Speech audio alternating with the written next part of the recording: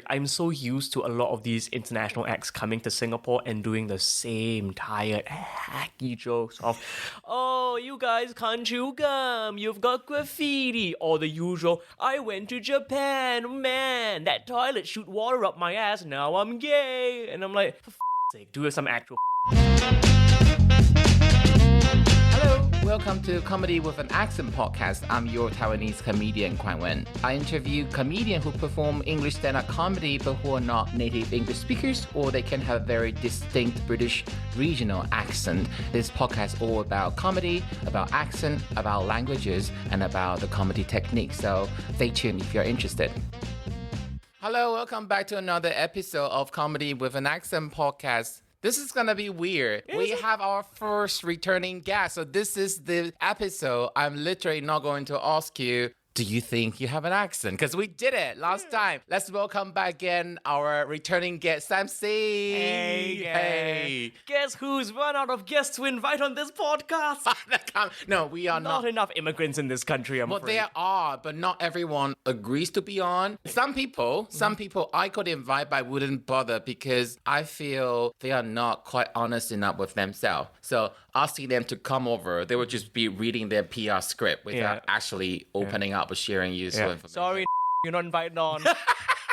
Which one do you think I'm talking about? It's in LA. We don't. Okay. Sam from Singapore. Since last recording, actually, Sam, that episode was the joint top 8 of all my episodes. Who is your most popular guest? I have 45 episodes, top 8. Do you think that's a good record? Yeah, that's pretty good. Pretty good. And also, since your episode, I mean, before you, it was Jing Hao, but it took your episode to have some good listening numbers from Singapore. You are indeed the Singaporean comedy circus mother hen. Yeah. It's an interesting thing because now that I've moved here, because I've known Jing Hao for a while, and I've always like loved him and supported his work, and now it's like he's like, yeah, get to hang and work with Jing Hao, and I also realized, we're gonna have to compete for gigs now. Because it's going to be, we've got to choose one Asian Singaporean. And I'm like, imagine damn you, he's got BBC I finalist. haven't welcomed you with open arms. So what I was saying, yes, you're asking who the most popular episode was. Who's the champion? It's Denis Chujoye. It's a Russian comedian who's currently based in Berlin. Okay. Because he got like really massive following. Not to suggest you don't, but he shared it. I don't. I'm not as big as a Russian in Berlin. So basically, that's the top episode. But you were in the joint top 8. Yeah. Take that, Jing Hao. Now, Jing Hao was just below you. Like just a couple single-digit number. The only time I'm going to beat him in anything comedy-related.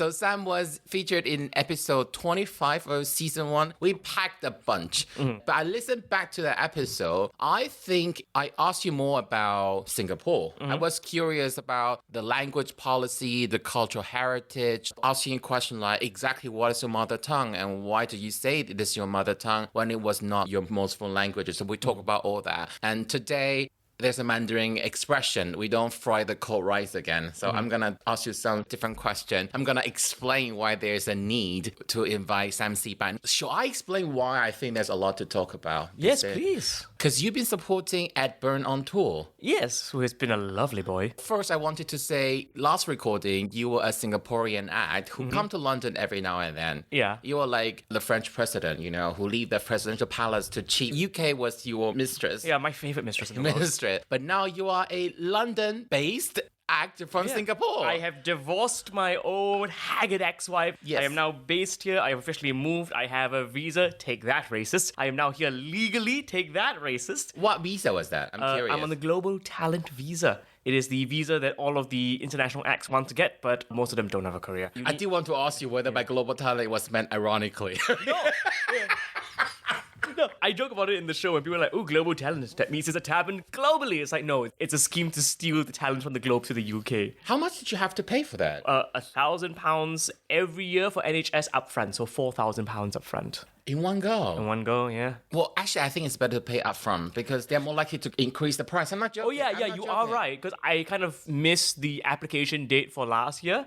And the price went up from like $650 to $1,000 per year. And I'm like, Jesus Christ, that's By how many days different? By like a week or so. See, Sam has to give you a life lesson. Never procrastinate. Yeah, never procrastinate. It's like, never underestimate the ability of the British government to just go, we're going to charge more. Wow, £4,000 in one go. That's a very big amount of money. That's a huge amount of money. One of the key things I want to ask you is, because on this tour, you've been to places, okay? I'm gonna say Locations. you've been to places that I don't even know they exist. I mean, a majority of them I do know. Some of them I've also geeked in, but I will be very curious for you as obviously an outsider to entertain the crowd. Also because Ed is such an established comedian with TV profile, and without even looking at your clip, I can kind of map out the profile in his audience, and so I just there's some breaching and some work for you to get there. Now, I'm going to say this. I say this with love. Yeah.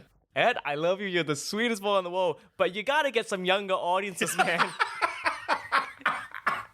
God almighty, your comedy is good. Get some kids in. Yeah, otherwise after a very cold winter, your box office will literally just half next to it. But I know you're kidding. Last year when we did the show during the summer in September, a guy full on passed out, passed out due to the heat wave. And Ed just went, just saw a commotion. He was like, I'm very popular tonight. And they had to go like, no, Ed, someone nearly died in your show. It's the first time I performed for a comedy where I'm like, man, some of you aren't gonna make it to the end. You're just not gonna. You're so mean. Some things never changed. I mean, it's the first time I've been heckled by death. It's like normally I die. They don't die. I do. This is the first right. But that's the different section. And there's another one I want to talk about. We briefly talk about you touring in continental Europe. I did some of those shows myself this year. Yeah, you were on tour. Yeah, well, tour is a fancy word in quotation mark, but I try to do that just to experience. So I feel it can be a more constructive or a richer discussion because we can both put in our perspective. But first, why did you leave Singapore? Why did you want to move to the UK? I cover it all in the New Hour show, and of course, go and watch it. It's really good. But the genuine reason is there's just a ceiling. I've hit the ceiling in Singapore. I've gone as far as I can. I could not go any further with who I was as a comic because I was getting offers, but they were all like, hey, can you tone down the gay stuff? Could you be more local? Okay, there is a subtle difference in what I perceive your answer was and now what your explanation sounds like to me. Because when I thought you either were the kind of comedy nerds you think that I need to get to the next level in terms of my comedy quality, or you're thinking your stage is not big enough, you want even bigger global stage. But what you just say sound like the cultural restriction make you feel like there's some jokes you like to do you couldn't do. There's a difference in that when you say you hit the ceiling. Now, right? It's like I just couldn't work with the audience anymore. I had to adapt my material for them, which is always weird because every time I come here or go around the world, I get to do the material that I actually want to do. So you've been cheating all these years and you finally made up your mind. You feel like the outside is better. Oh, it's wider. I'm sorry for the disrespectful language. So I didn't expect of all people to use on a podcast. You, because with this background, I'm gonna beep it out so it doesn't really matter whether it's something else I said, right? Yeah. So you said that you left Asia because you felt in Asia to accommodate the Asian audience taste. You always feel a little bit like your hands are tight. Yeah, and it's not even the Asian audiences. It was specifically Singapore audiences. It Right. was like anytime I joked about things that were not based in Singapore or not about Singapore, the audiences just didn't care. And year on year, you have all the fun time in the UK you can compare to. Yeah, and it was like there was more to write about. There's more interesting things to talk about. There's more topics. I could do a joke about HPV and the audience knew what the hell HPV was. I still have to explain HPV. The Singaporeans don't know it. They have no clue. They're dumb as Because bricks. they eradicate it, or No, because they don't have sex. So they have no idea what it is. God. But has America ever been an option? Australia, So, Canada? America was the option pre-pandemic. And then post-pandemic, I was like, ooh. The options were like America, the UK, and Australia. Australia was like a consideration, but then I realized if you make it big in Australia, it's going to come to the UK. So why do a detour? Yeah. Just go straight. I'm straight up. This is a breaking gossip news. Jenny Tien from Taskmaster Australia is moving to the UK. Really? And I'm like, see, even she's jumping ship. Yeah. Because even she's on Taskmaster and even she knows, It's yeah, a country this is the famous for kangaroos, so of course they're jumping. Okay, that's really stupid. And Oh, that is the most family-friendly joke I've ever heard you tell. Because they're kangaroos. kangaroos. So we know why you decided to move And how did it feel when you actually moved? In one of your clips, you share that, God, this is more difficult and it's actually so expensive. And this is the first time you don't live with your parents. Yeah, so good. Yeah, there's something culturally very Asian. Like, there's a film with Sarah Jessica Parker and Matthew McConaughey. Matthew McConaughey is a guy who doesn't want to move out, happy to stay as a bachelor and still live with parents. And Sarah Jessica Parker was hired to lure him to start his independent life and with a woman as a couple. And my mom was watching that film and she asked me, puzzled, why do the parents want their children to leave? I was like, do you not know there's a reason I left you? But for my mom, having a 30-year-old son still want to live with his parents is an amazing thing. Oh, yeah. It's the best gift an Asian parent can ever get, right? The second I got the freedom, I was like, bye, bitches. I peaced out earlier. Like, I've never been a big subscriber of, like, live with your parents. I'm very much an individual. Were you still with your boyfriend at that time? You still am right now. You're still with him? He's coming down to Edinburgh for the whole run. I've paid for his flights and his accommodations. Because I'm stupid. Is he gonna move with you eventually? Yeah, the plan is eventually we're gonna move him over here. It's just British people, you let one in and they start to bring in. We're all coming. Me and my 50 Asian boyfriends. You kind of talk about it was harder than you thought it would be to move to another country. It's not exactly a brand new country. I always come here. I always know this country, but it is different. When it comes to relocation. I'm somebody who has always lived with his parents, so to not just move out and live alone, but to move to a totally different country. And then most of my stuff right now is in boxes. Still in boxes? No. As in, most of my stuff from Singapore is in 4 boxes on a ship somewhere in the ocean, slowly being shipped over here. Oh. Yeah, and it took multiple travels to sort of bring everything over. If you're just, going from, let's say, like one part of London to another, that's already difficult. I have to get these flights, and these are not cheap flights from Singapore to here. They're expensive. And just to bring, like, clothes. It's not even like, oh, here's some board games or books. It's like, this is clothes. I need this to travel with. I'm not easy to shop for in my size. So I need That's true. You need to go to the children's department. You say that as a joke. I do have to go to No, I'm not saying that as a joke. I say it's a factual statement. Yeah. I've never been able to buy a jacket or suit off the rack in a proper shop except for H&M Kids department. There was a jacket that fit me precisely, but I could not get it because there was a giant embroidered cartoon penguin on the side. So what about comedy then? How's comedy been treating you since you moved over? So much better. I mean, I was lucky enough to get on the tour of Ed. Besides being a huge financial help, it gave me a chance to just see a lot of the UK and understand how it worked. And also to work with someone at that level meant that if I had a question about comedy, about like how to adapt it for audiences, I had basically the encyclopedia to go to. Have you jumped straight into the tour or did you do quite a few gigs before you start to open for Ed? No, so I started to open for Ed last year in September, post Edinburgh. So I did some of the shows there, and then I'm now back to do the longer version of the tour. I just picked up where I left off. Right. I mean, all the club gigs I already had done. But has it been ever like anything different when you do a club gig now as a London-based act and used to be a visiting act? I now know more local references, so I can easily do a bit more gags and jokes. But honestly, it's just no different from when it's just fun.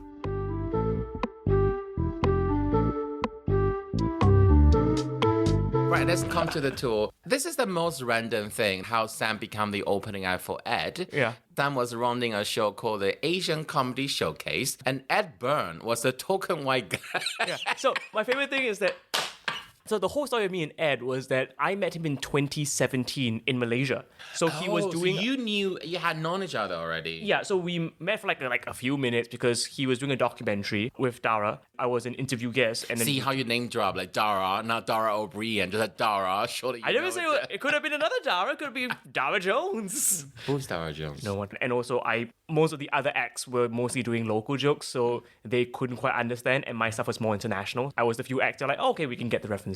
And then just had that hi bye, never talked again. Then 2019, I was at the Fringe. I met up with them at the bars. We just drank every other night. It was a good time. And then 2022, I bumped into in Melbourne. I was like, hey, let's go drink at a bar. I'll get you a pint. And as I buy him the pint, he looks at his phone and he goes like, oh, my opening act just dropped out for the tour. Do you want in? And that's how I got to open for him. Who's that act that cancelled? I have to... Because that single act. Yeah, right? I gotta get... This is like why theater, sometimes people are also afraid because you may cancel one gig and your understudy shines and you never get it No, back. I think, I don't want like to name them, but I think they asked them on the tour as well. I think they just couldn't do those dates. Yeah. I think she just was busy. She's still on the road with Ed. We are on a group chat together.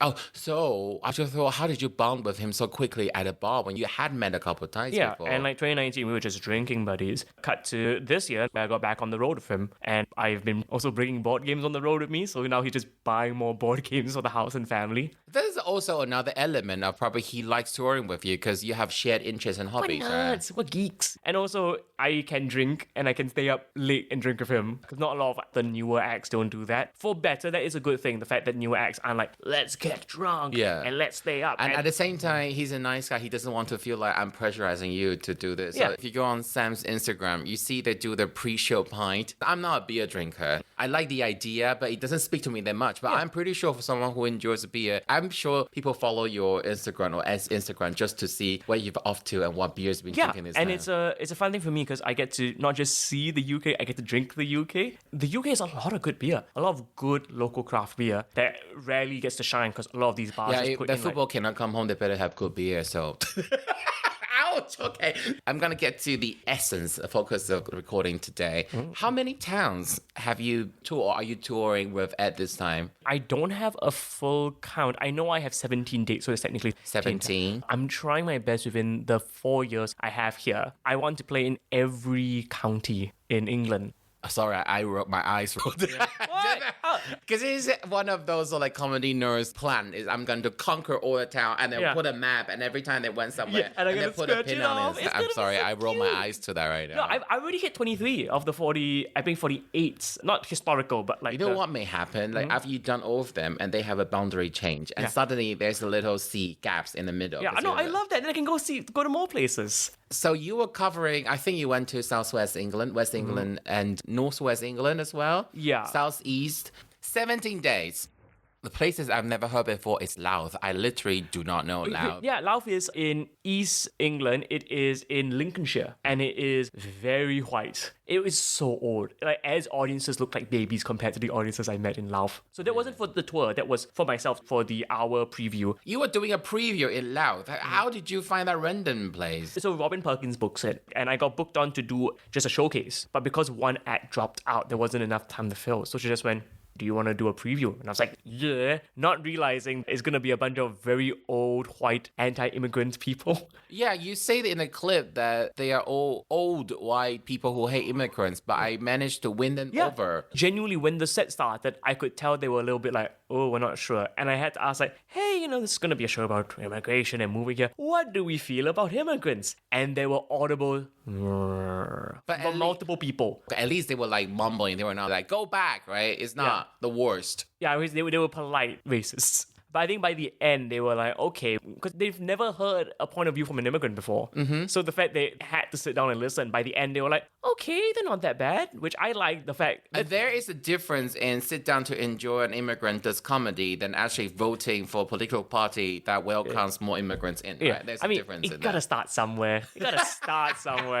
I'm not expecting them to vote. Are you trying to portray yourself as a catalyst for change in racist part of What I can say is, hey, Kia, I'm available in the next 5 years. Book a won't you? Did you remember the turning point, the specific line or section you start to feel they are easing into your universe? There is a part of the show where I joke about how a Singaporean friend brought me to a pub and he didn't realize it was a bit of a racist pub because the Google Maps had like a picture of like the St. George's Cross on it, and then he didn't realize that, oh, it's not a good sign to go to. Mm-hmm. And that whole thing is about me saying, when you move, you should really like learn to integrate and learn to be part of society. And that's when they went, oh, he's one of the good ones, he knows. Oh. Because I straight up just say like, hey, if you move to a country, you have to integrate and learn about the culture. Did you do exactly all the jokes in the same way? Or because sometimes you kind of make fun of the local population. But I wouldn't think you're the most confrontational one. So some people actively say, for example, English people, you're ugly. where I come from, people are better looking. You know that. Who does that? People do that. Who does that kind of thing? I'm not saying like, oh, I would never do such crude or cruel comedy. I'm a cunt. No, I think it's a very risque thing to do, but some can pull it off, given the right kind of atmosphere, stage persona. Yeah. And if you say that line in a specific tone, it can work, but it's likely to bomb. It's more risky for sure. Yeah, but that's not your comedy style. Right? No, my comedy style is never, like, I'm the kind of person, like, I'm posting like a series on my Insta where all the towns I've been to with Ed, I actually do my research about the town and I write jokes about their history. Yes, it is very evident when you see the clips from Sam. He would do the road update and it will always cover the really little map indication where the town is. You will explain what the town's population size is. You can see that you do the research and you will mention some facts, fun facts. Can you tell me what's the most memorable or the hilarious one you remember from all the research you've done? My favorite one is Coventry, which I just put the clip up. On their website, they say, like, we are the town that built the first tank and the first traffic indicators and first motorized funeral. And then the research, it was all lies. But how did you know they are lies? Because I was like, there's no way you would have built the first tank because you did not have the infrastructure as a city. So I checked and I was like, no, it was Louth, Lincolnshire that had the first tank. But why did they want to lie about that? Or is it because it's a controversy, it's contested? No, I think it's like a thing where it is... So this is a true fact around the world. Every country has a stake to claim they invented the USB. Because there were various different versions of the USB. You mean like a USB stick? Yeah, the USB stick, the technology for it. Various countries helped in the development of it. There were also multiple stages of the USB. So there is no one country that has a universal, we invented it, this is our thing. Every country has had a part. So I think Coventry tried to do, we built the first tank, and they probably just like helped build like one wheel. Or maybe they built the seating inside the tank. Yeah, but they said they rebuilt the tank. And I'm like, no, it's not true. And this is on the city council website. So this is like... I think you need to give Coventry some slack because they were bombed like shit by Germans during the Second World War. A lot of the UK was bombed like shit by Germans.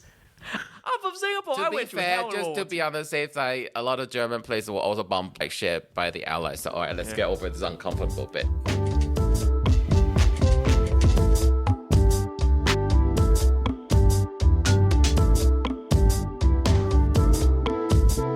Particular fun fact that fall flat? Has there any fact that you quoted after your laborious research that locals were not even aware of? No, most of the time they're not aware of any of these facts. Really? Because most of the time they're used to people going, oh, here's the local joke about this, or oh, we've got these kind of... Like, people know, like, these are the basic jokes. I'm like, let's deep dive. Let's find the history that y'all probably don't know about. Because I think that's more fun. This is the most delightful thing about writing these jokes. They can work anywhere.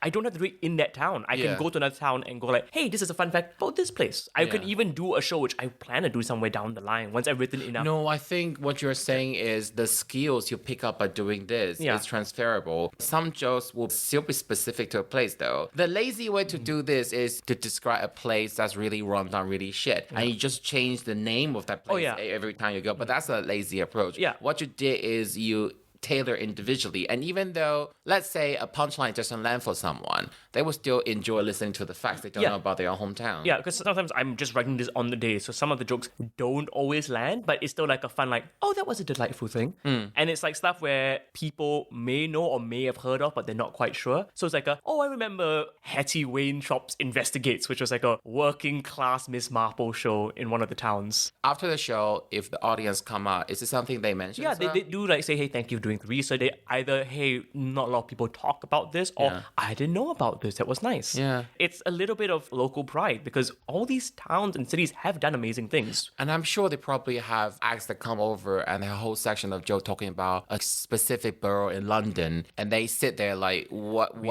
does it concern us? Why do we have to know what's happening? And how could you just name drop this part of London, assuming the rest of the country need to know Croydon? Yeah, and also for me, it's like I'm so used to a lot of these international acts coming to Singapore and doing the same tired, hacky jokes of, oh, you guys can't chew gum, you've got graffiti, or the usual, I went to Japan, man, that toilet shoot water up my ass, now I'm gay. And I'm like, for sake, do some actual research about the You know, like sometimes when I walk into a comedy room and if their decor has something that stands out, as an instinct of a comic, you want to comment on it. Yeah.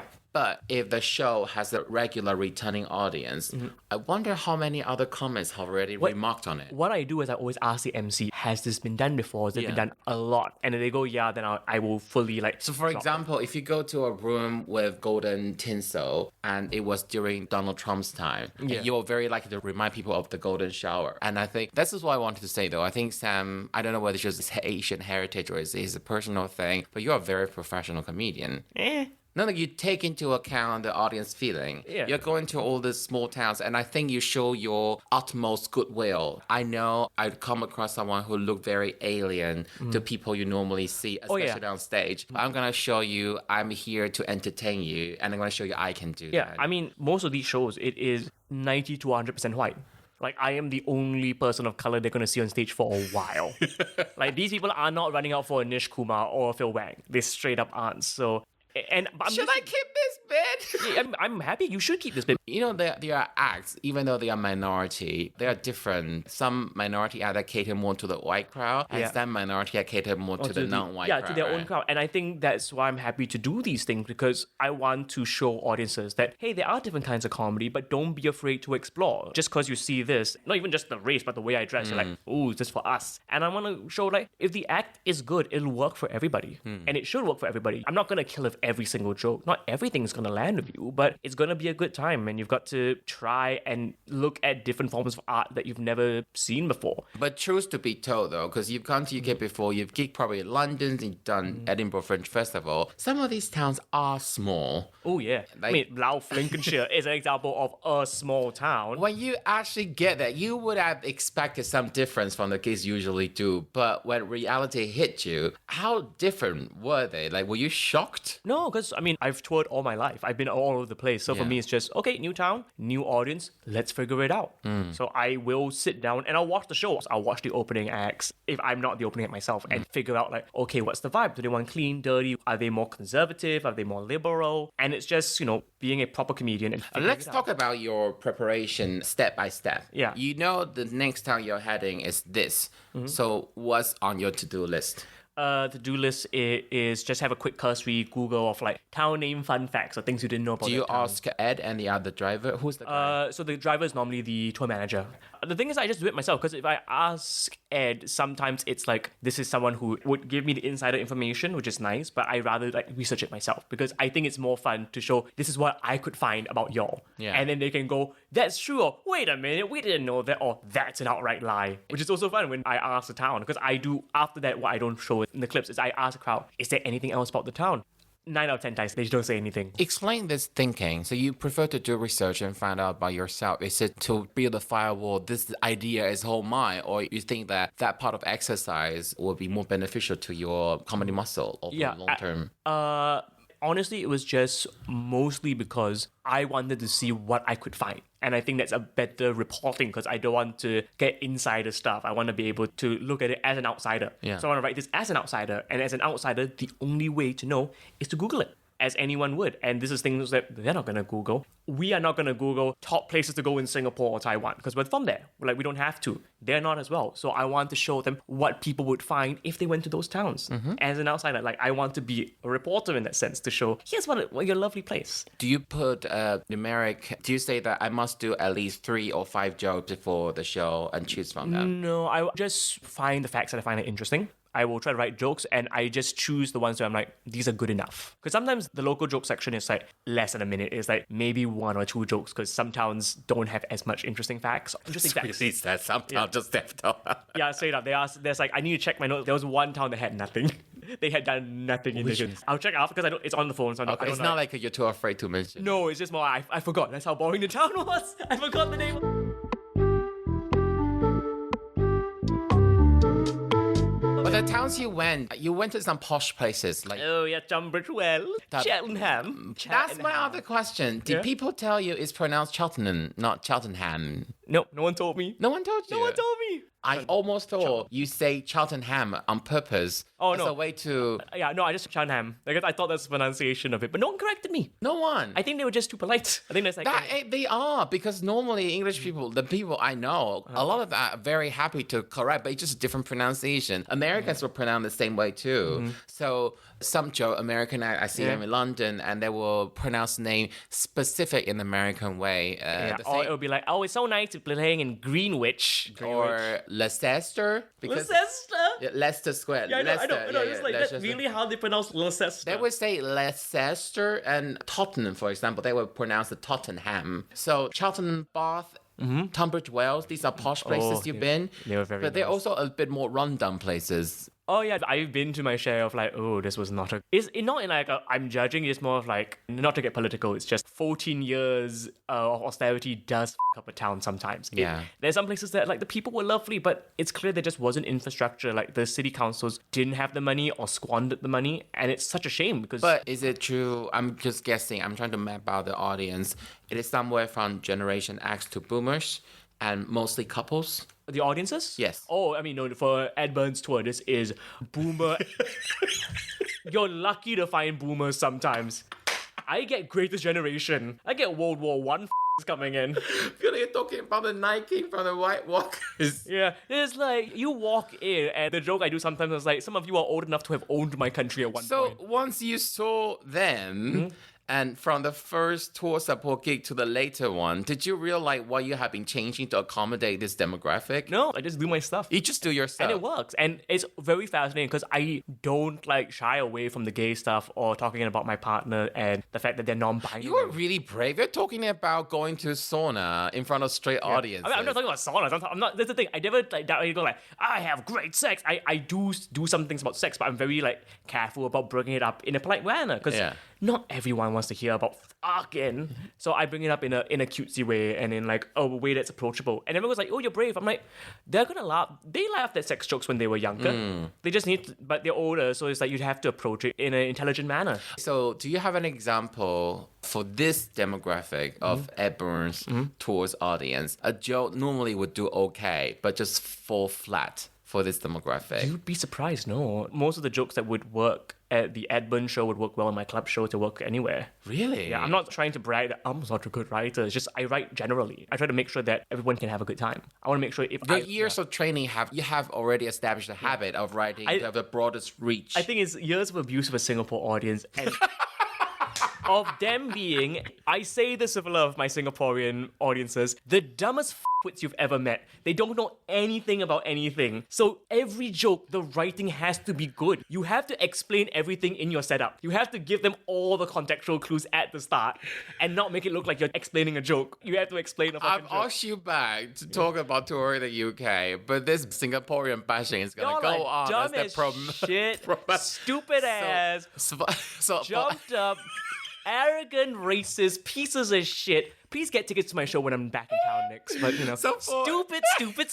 You all are stupid. Anyone who wants to trade I love themselves you, Singapore. into a family-friendly, bland, broad, just have to go gig in Singapore days after days and night after night, and you acquire that You will learn the skill. I had audiences who straight up did not know Rishi Sunak was the prime minister at the time, didn't know that Myanmar was in a civil war, didn't know that. You mean Singaporeans? Yeah, this was in Singapore. We are nearby. Yeah. They didn't know that there was like the junta take over for Thailand at the time. Yeah. Not a clue. Thick as shit. Because I say in the show, but it's true. We are such a good country. This is how you don't have to read the news. But that's how the Poundland democracy in Singapore works. Because people didn't care. Yeah. For legal reasons, we are totally a democracy. I still need to go back, my love. The power of irony. So Don't get me banned in Singapore. I can call them stupid. I just can't talk about them. So this won't be the promotion. No, I want to reiterate you again. can put the stupid in the promo. Why Sam is such a professional and hardworking comic. There was a clip you did at Top Secret. Yeah. You were trying to introduce or describe your home country, Singapore, but you're using all the knowledge people have of their own country. Yeah. So you say Singapore is a socialist democracy That's Jeremy Corbyn's wet dream. Yeah. What did you say about Rishi Sunak? We are tax haven for the rich, so it's a Rishi Sunak dream. And we you also ended that there is a 4th-floor brothel called 4 floors of whores. 4 Floors of Horror, and that's Boris Johnson's wet dream. Yeah. I think that joke is wonderful. Yeah, wonderful in that you didn't lose yourself. You are from this specific country, but you managed to introduce yourself in the way that locals get, oh, you are speaking our references. That implies that you look into what we are as a country. You did your homework. At the same time, that metaphor was just. It was perfect. But it also explains the country. So now, anytime I do any jokes about Singapore, they already have the image in their head. I don't need to give them all the facts, but I need to paint the picture of this is what it is, this is what it looks like. Yeah. Because this is years of traveling, of like years of being on the road all over the world. But there can be people that travel all the time, but they don't have the same command of the comedic language. Yeah, because it's shit. All right, let's move It's to... terrible.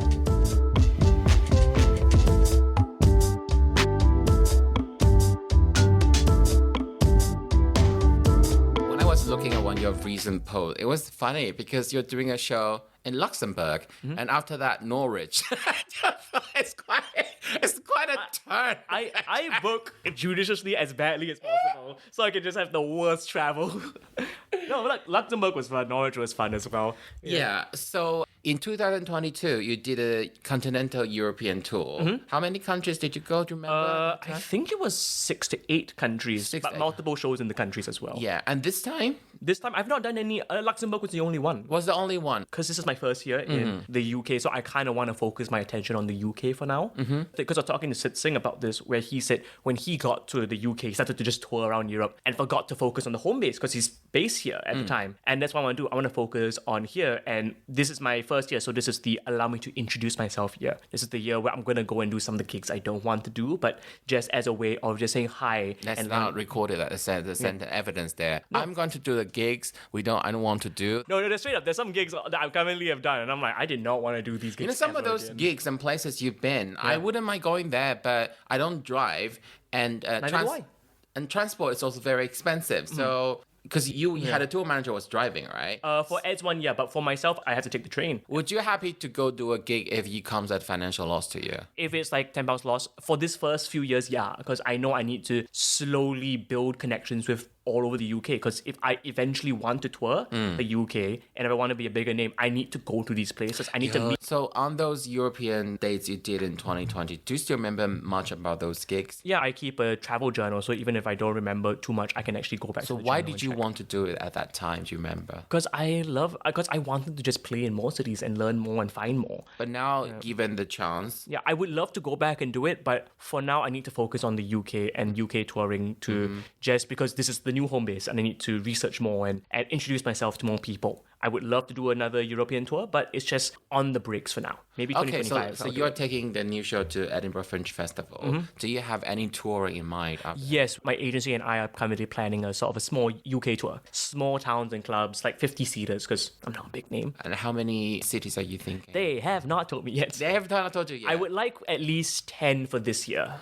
My goal is I want to always have played more countries than I have age-wise. So I'm currently a bit under, I think like 27 countries right now. Europe is a great place for me to get more. So I want to start earning that and then eventually South America. Yeah. And Africa as well. The way you're looking at this from that angle, you're such a board game nerd and you're collecting I'm a geek and I love it. In terms of the type of gamer I am achievement hunter kind of gamer. So I like to find and collect these things. I'm kind of glad. I almost wanted to do a separate episode when I have a guest host and just ask me about the touring. And now that we've spoken about it, I don't have a lot of thoughts. It's not very interesting. A lot of them is about logistic and trying to get used to a different venue. I'm pretty sure the second time will be different. But come to think of it, it's all a bit of blur right now. I don't know what more to say. There's a lot. Like, I love stand-up. I love performing it. And I know a lot of people love it.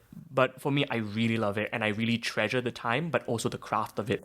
Come to my shows. Before we go, where can people find you in Edinburgh Fringe Festival this year? They can find me at the Counting House. I will be stationed there for my solo show, Sam C, and I Can't Feel at Home in This World Anymore, about why I left Singapore and moved to the UK. And what's the time slot? And that's at 5:45. 5:45. Yeah. I also have the Asian Comedy Showcase, which is back at 2:15 at the Pear Tree, which is the same building. You know, my show is 3:15. It's in the same venue. Oh, is it? Yes. no, you can come on.